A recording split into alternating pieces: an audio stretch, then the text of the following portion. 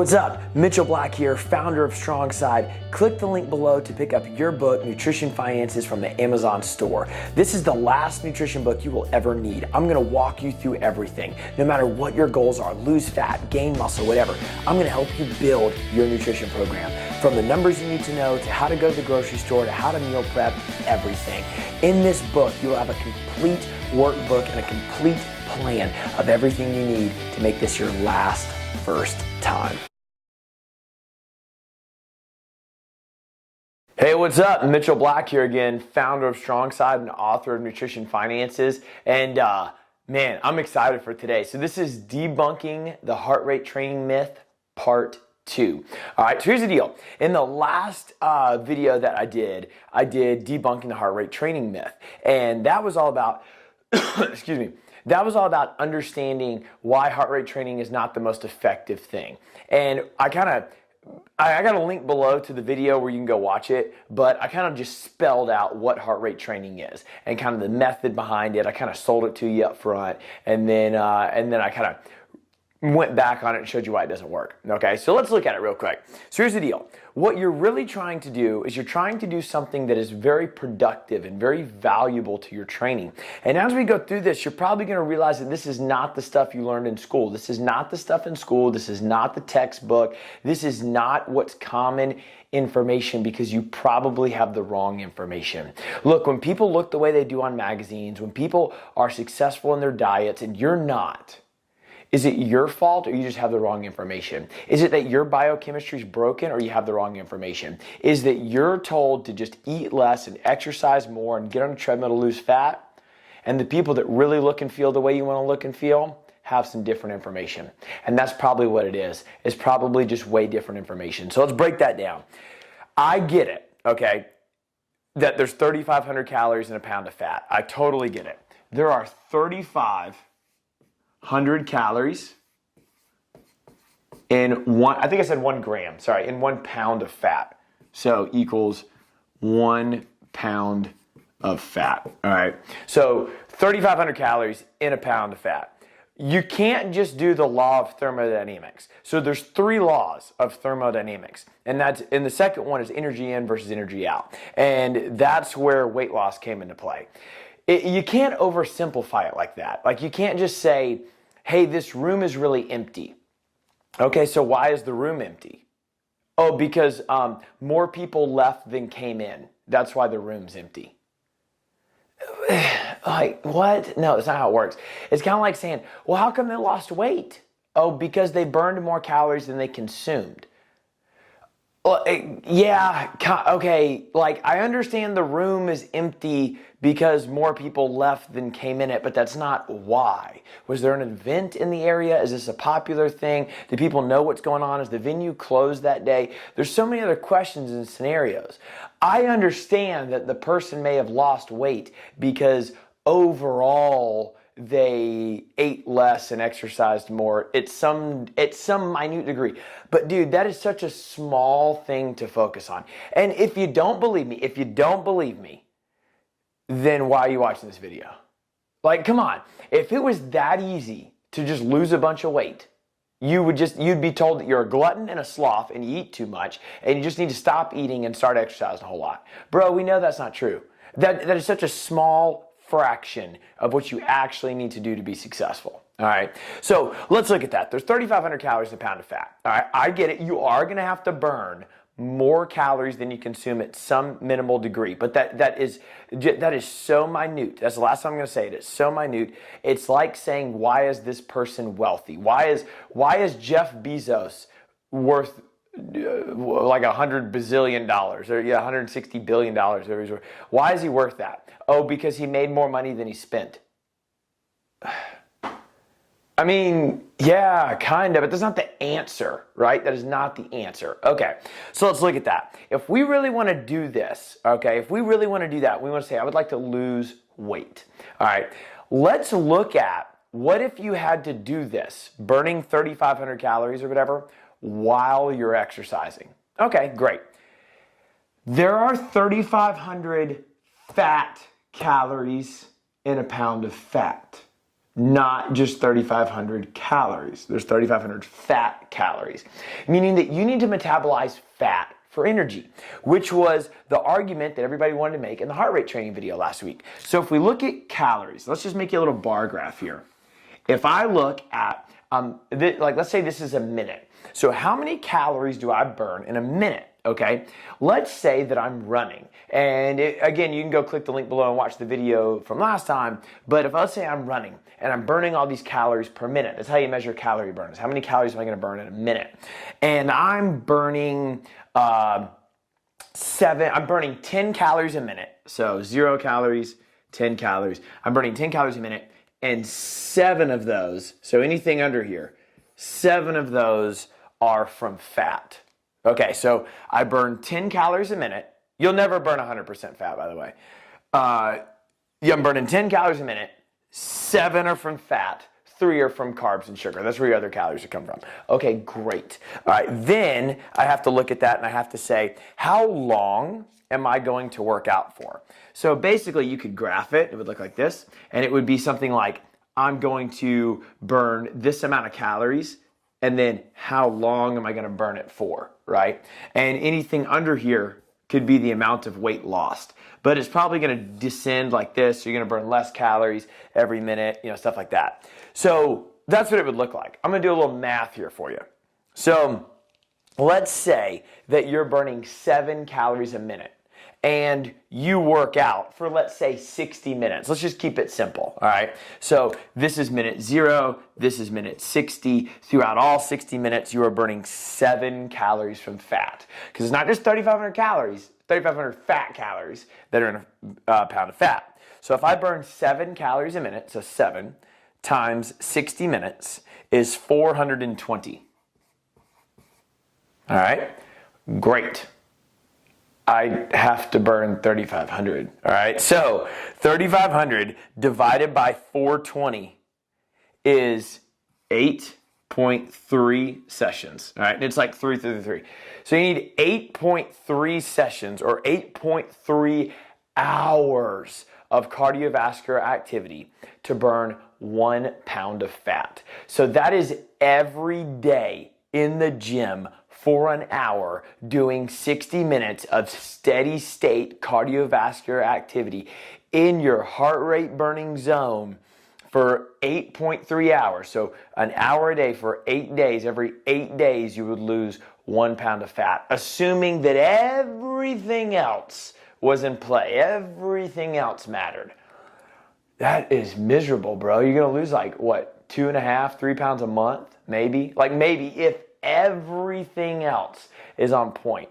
And that's like, remember what we talked about last week? A lot of that information is wrong when we're going over how to get your heart rate data. But at minimum, it's just not productive and it's not very valuable if you do heart rate training. But then if we look at this side of the board, what if we do something that has us spike our heart rate? So rather than staying steady state in our heart rate, what if we did something that brought our heart rate up and then down, and then up and then down, then up and then down? And by doing that, when we bring the heart rate up and then down, like run really hard, take a break, run really hard, take a break, we're getting a lot more stimulus. What does that fancy word stimulus means? It means that it's raising things like growth hormone, testosterone, it's raising fat burning hormones. We're increasing muscle mass. So the more muscle mass on your body, and ladies, I'm not saying that you're going to do this one time and get jacked, but it's going to raise your muscle mass a little bit, allowing you to burn more calories at rest. You're going to raise, everything over here is breaking down your body. Remember, like tolerance does not mean that you're going to lose weight. You can tolerate cardiovascular activity for a very long period of time. Doesn't mean you're going to be thin. Like just because you can run a marathon doesn't mean you're going to be thin. I've never seen an overweight sprinter in my life, right? So you want to do things that bring your heart rate up and bring it down, bring it up and then bring it down. Now, it goes way deeper than that. It's not like you can just go in and go up and go back down. We're talking about specific intervals. We're talking about doing a big, heavy set of 5 back squat, taking a break, doing it again. Maybe it's even on an elliptical, like even if it's pulling a sled, doing burpees. Like I'm just making stuff up. I know that our needs vary in degree and not kind, but I'm saying that you need to do something that is very physically demanding for you to bring your heart rate up and then bring your heart rate down. And then bring your heart rate up and then bring it down, allowing you to recover and then give maximal effort. Recover and then give maximal effort over time. you're going to be working for less time than over here. This is an hour straight. You do 20, 30 minutes of this stuff and you're going to be smoked, all right? But here's the deal. We got to burn 3,500 calories of fat, right? During the training session, let's just keep it the same. All right, let's say this is 60 minutes and let's say this is 60 minutes. So 60 minutes. You will burn about 0% fat. During the workout, you will burn about 0% fat, but you're not worried about that. You're not worried about how much you're going to burn during the workout. You're worried about how much you're going to burn after the workout. You are not working out for 23 hours a day. 23 hours a day, you are not working out. What can you do for massive productivity and massive value when you're sitting there? Okay? Look, you could do something like this.